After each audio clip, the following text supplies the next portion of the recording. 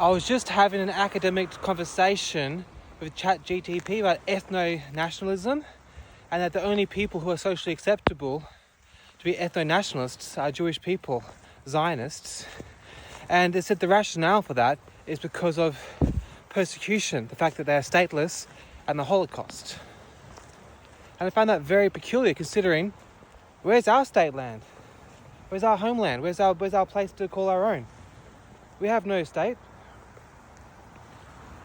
The European colonies, they have very little ethno-nationalism allowed. And the response to that was, yes, but the thing is, European colonialism is the reason why they're not allowed to have ethno-nationalism. And I said, yeah, but what about other continents? China and Africa had their own versions of colonialism. I said, yes, but the thing is, Europeans were more far-reaching and they had systemic changes.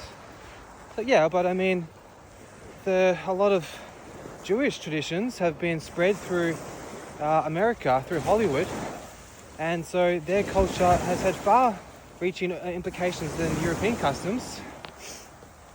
And so basically, they've been punished. Europeans have been punished because they built some pretty good ships back in the day.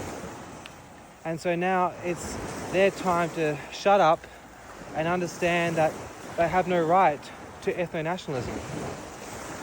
And it was also very peculiar. I was looking up, what does the Talmud say about Jewish people, the bloodline of people who are not religious. They don't hold any customs.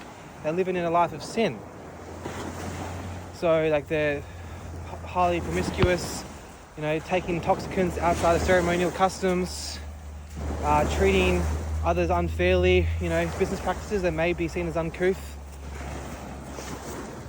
And Orthodox Jews view Jewish people who are living a life of sin as people who have with respect and who have lost their way.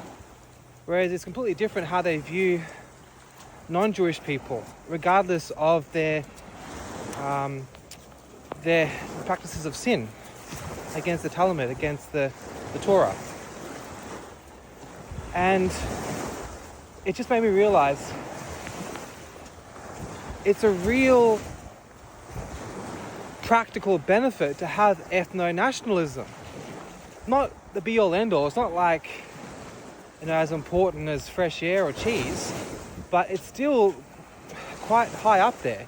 And it's not the be-all end-all. It's not like something to center your life around, but it's definitely important, and I think everyone has the right to do it. I used to work with a lot of Kenyans, and they were fiercely patriotic. I mean, you have no idea how much they love their country and their people and their customs, and how they'll take a bullet for their fellow countrymen regardless of what the circumstances. And so where is that sense of unity? It's been systemically oppressed. There is no sense of unity allowed in the European people. And it just doesn't seem rational to me. Like, I think that Jewish people have absolutely every single right to have a sense of unity, to look out for one another, regardless of their religious customs. But then again, Anglo-Saxons have that God-given right too, to look out for their own people and have an in-group preference, just like the Jewish people do. And to say the entire basis is because of the Holocaust and the statelessness, that doesn't seem fair, because Celtic people have been penalised in the past, Irish people, Ukrainian people. And we don't program the algorithms of ChatGPT to say that we have special rights because we were historically oppressed. Also, ChatGPT says, yes, but we're trying to make amends and to correct the wrongdoings. But then I asked, who defines what is correct? Well, it's been done by universities, peer-reviewed studies. And then I said, well, what about the biased funding? The studies that get published and pushed are based on funding, which is based on who's got the money and based on who deems it ethical and who is the team that's ethical. Who are the people that have this right, which is literally, this is like Gandalf holding the staff in the middle and say, you shall not pass. This is a very, very, very, very, very serious responsibility.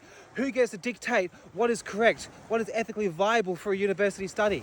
Who gets to deem is appropriate to dictate the entire culture, the entire ethnographic conclusions of the entire world, the known universe? The only place of living life is the world. It's the most precious organism in the known universe. It's planet Earth. It's us. It's human beings made in the image of God. And to dictate which bloodlines are allowed to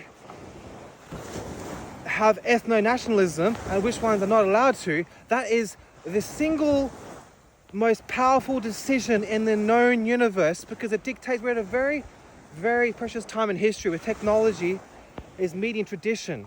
We're at the most pinnacle point in history before technology takes over. What happens in the next generation is critical. It's the most critical thing ever. That's why things like pornography are being pushed. It's why gambling is being pushed so much. It's why all these distractions and all this materialism and all these fast cars are being pushed so much, because this is the most critical time in history. I'll keep people distracted so they don't get involved in what's happening. And we all deserve the right to be involved in the competition. It's a race. And to love one another is to give each other equal boundaries and equal respect. And you can't say, we know that because of European colonialism was more far-reaching and more systemic, they have to bow down and shut up and not practice ethno-nationalism. And to me, it seems pretty obvious that most people who are forced into these European countries don't really want to be here. They're told there's economic opportunities. But the thing is, the culture in European colonies isn't meant for everyone. It's racist to push European customs onto others. Every God-given culture deserves a right to practice their own culture in their own homeland. And you could say, oh, Australia isn't a homeland of the Europeans. Yes, but it wasn't Australia before that. And look, when it comes down to technology, there is a ethical debate. Oh, you know, the Aboriginals had the homeland first. Yes, I understand that. But there weren't unity. There wasn't a nation. And unfortunately, because they didn't have the developed technology in terms of the right of consent laws, of the right of the wheel, of the way of preserving food, agriculture, they were left behind. Yes, they may have a lot of beautiful customs, but unfortunately, they missed out. They didn't have the technological advancement that all other parts of the world had. And if it wasn't the Europeans, it would have been the Chinese, and they would have completely colonized the country, and they would have most likely had much less of a standard of human rights violations, considering the fact that the English were the first to abolish slavery. And African slavery was going on a long time before Europeans came over to Africa. So just to summarize, Jewish nationalism, go for it. I love your people. I love the Orthodox Jewish customs. The fact that to have one glass of wine, red wine for the man of the house, for the specific gender roles, that have a lot of children. God bless those people. I love the theory of Orthodox Jewish people. The fact that Orthodox Jewish people, they used to use a sheet when they make love, because they don't want to make sex so obsessive and take away from the most beautiful aspect of sex, which is you create human life out of it. That's how you create babies. The most precious beings in the whole world are babies. And so when you take sex, you take that away from the act of human life. It causes social implications. And yes, I enjoy sex out of wedlock, and I understand it's a very, very, very, very exciting practice. But yeah, I'm a stupid goy. But yeah, basically, there's a lot of beautiful customs of Orthodox Jewish people, but it just seems very strange to me that to have this in-group preference that's socially acceptable between the Jewish community for non-religious Jews. So someone like, you know, Harvey Weinstein or Jeffrey Epstein or Woody Allen, who has a history of sexual misconduct, they would be seen in a higher light than someone who's non-Jewish blood. But then that's just, I understand obviously they're outliers, but it's just the fact that it's such a shocking example. And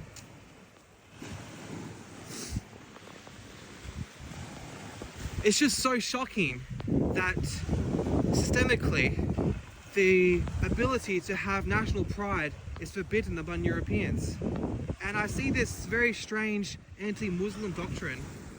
And I understand, obviously, there's a lot of problems with the mass migration of people from Arabic countries into European countries.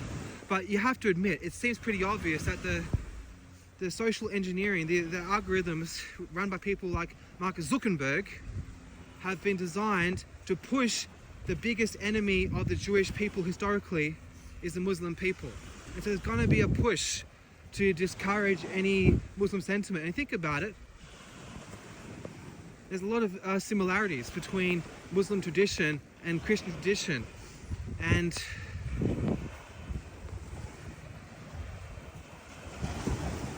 yeah, I think that it's not good for them either. It's not good to bring Muslim people to England. They don't really want to be there. I don't think a lot of Africans want to be in Australia. I think their family are pushing them to come here to make money so they can send them checks so they can live like kings while they work here like dogs. And it's not fair. A lot of people push their kids, in the name of what? Of financial pursuits. So you can have a giant air conditioner and a Maserati. You can go out to dinner a lot and you can bitch to the waitress and you can squeeze her butt, the flight attendant, you know?